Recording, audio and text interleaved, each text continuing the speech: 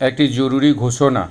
এতদ্বারা আমাদের বিদ্যালয়ের সকল ছাত্রছাত্রীকে জানানো যাচ্ছে যে পশ্চিমবঙ্গ মধ্যশিক্ষা পর্ষদের বিজ্ঞপ্তি অনুযায়ী খারাপ আবহাওয়ার কারণে আগামীকাল 24/9/2025 তারিখ থেকে 28/10/2025 তারিখ পর্যন্ত দুর্গাপূজা, শ্যামা পূজা, ভাতৃদ্বিতীয়া ও ছট পূজা উপলক্ষে আমাদের বিদ্যালয় বন্ধ থাকবে।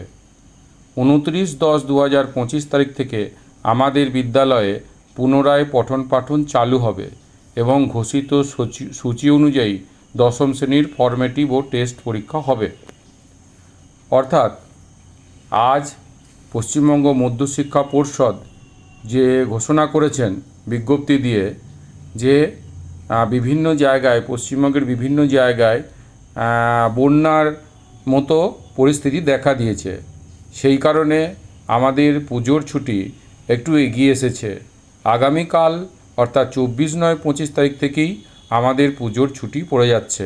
একবারে ছট পুজোর পরে 28/10/2025 তারিখ পর্যন্ত ছট পুজো, তারপরে অর্থাৎ 29/10/2025 আমাদের বিদ্যালয় পুনরায় খুলবে এবং পঠন পাঠন চালু হবে।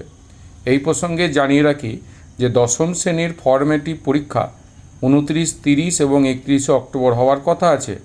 সূচি অনুযায়ী সেইভাবেই হবে এবং দশম শ্রেণীর টেস্ট পরীক্ষার সূচিও দেওয়া হয়েছে, সেই সূচি অনুযায়ী দশম শ্রেণীর টেস্ট পরীক্ষা হবে।